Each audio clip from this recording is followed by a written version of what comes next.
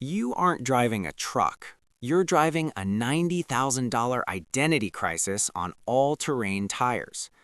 The auto industry spent billions convincing you that a massive monthly payment equals masculinity. But while you're sitting 6 inches taller in traffic, your bank account is flatlining.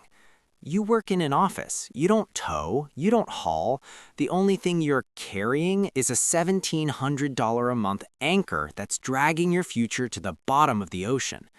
In the next few minutes, I'm going to show you how this Pavement Princess trap is designed to keep you broke and how to break out before it's too late. Picture this. You're idling at a red light in an $87,000 Ford F-250 King Ranch. The leather seats still have that new car scent. The dashboard is glowing like a SpaceX cockpit. And as you look down at that tiny Prius next to you, you feel invincible. You feel rugged. You feel like a man who can conquer the wild. But here's the cold, hard truth. You work in a cubicle. Your job involves exactly zero construction, zero farming, and zero heavy lifting. In the last 8 months, the only thing that's touched the bed of that truck is a bag of mulch, your kid's bicycle, and a case of bottled water from Costco. You are the proud owner of a Pavement Princess. Somewhere over the last decade, we were sold a lie. We were convinced that masculinity could be bought through monthly payments on a commercial-grade vehicle designed for a life we don't actually lead. It's a financial catastrophe that makes buying lottery tickets look like a sound investment. You aren't buying utility, you're buying a $90,000 costume to cosplay as a blue-collar hero while you commute to a climate-controlled office to answer emails. You're not driving a truck, you're driving a monument to marketing, and it's bleeding you dry. Let's talk about the purchase price, the exact moment your brain stops working. The average new pickup in America now hits $62,000. But if you want the tough guy trim, the one with the fancy badge that makes you feel like a rancher, you're looking at $75,000 to $95,000. For perspective, that's more than the average American household earns in an entire year. You are financing a depreciating asset for more than your family's total annual income. The dealer sits you down and shows you a manageable number, $1,247 a month. It sounds doable until you realize they've stretched it over 84 months. That's 7 years.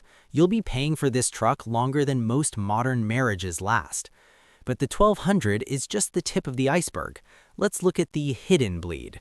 The fuel tax. Your F-250 gets 15 miles per gallon on a good day. Compared to a standard sedan, you're burning an extra $2,000 a year just to sit 6 inches higher in traffic. The insurance spike. You aren't insuring a work tool, you're insuring a $90,000 luxury asset. That's an extra $80 a month gone. The heavy-duty maintenance. Those massive all-terrain tires you use for driving on smooth asphalt, a new set costs $2,000. Even an oil change costs more because the engine is huge. When you add up the gas, the insurance, the tires, and the registration, your $1,247 payment actually costs you $1,729 every single month. And since you didn't pay cash, you're handing the bank over $14,000 in interest alone. You are literally working extra hours just to give a bank the privilege of watching your truck lose $15,000 in value the second you drive it off the lot. Now, let's look at the alternative universe. Imagine instead of that $90,000 monster, you bought a 3-year-old Toyota Camry for $28,000. Your total transportation cost drops to about $850 a month. That is a difference of $879 every single month. Over the 7 years of that truck loan, you aren't just spending an extra $73,000, you are losing what that money could have become. If you had taken that $879 difference and tucked it away into a boring index fund, after 7 years, you'd have $95,000 in cash. Think about that. With $95,000, you could actually buy the lake house. You could buy the boat. You could actually become the person you're pretending to be when you drive that truck. Instead, you're just a guy sitting in traffic, burning premium fuel, watching your net worth evaporate into the exhaust. But it's not just about the math. It's about the psychological weight. That truck is a financial black hole. It warps every other decision in your life. Because of that $1,700 monthly obligation, you can't qualify for a mortgage on a $350,000 house. You tell your friends you're too busy for a ski trip because you've only got $600 left in your account after the truck payment. You can't build an emergency fund because you're one transmission failure away from a credit card spiral. You aren't driving a truck, you are driving a financial anxiety machine with all-terrain tires. You've traded your freedom and your future for a leather-wrapped steering wheel and the hollow approval of strangers at a red light. Here's the secret the auto industry doesn't want you to know. That $90,000 status symbol just turned you into a wage slave. When you carry a $1,700 monthly obligation, you can't quit the job you hate. You can't negotiate for a raise with any real leverage because you're terrified of a layoff.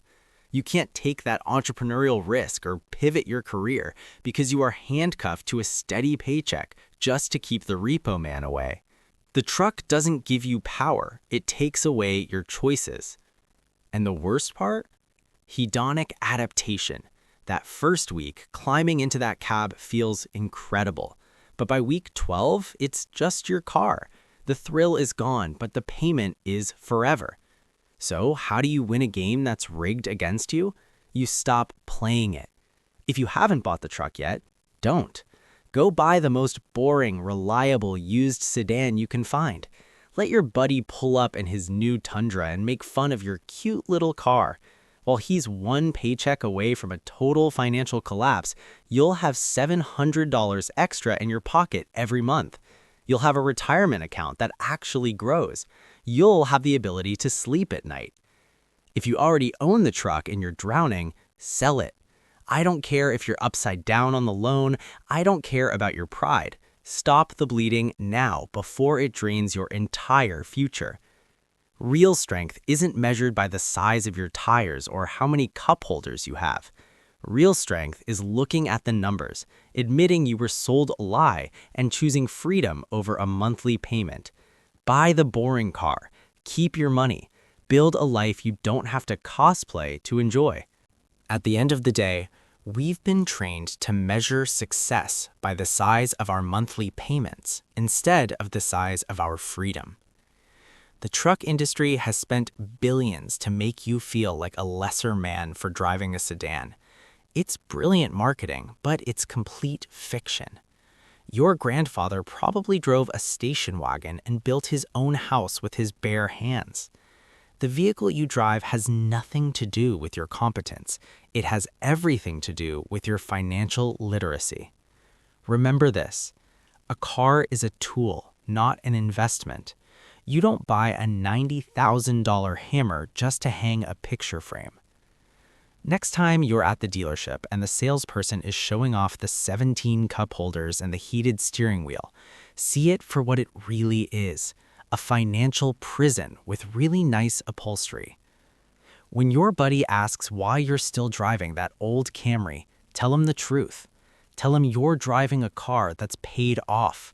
Tell him you just booked a trip to Italy with the money he's spending on interest. Tell him you're sleeping 8 hours a night because you don't owe anyone a dime. That's not losing. That's winning so hard that most people won't even recognize it anymore. Stop pretending. Start building. Choose the path that actually makes you wealthy, not the one that just looks like it on Instagram.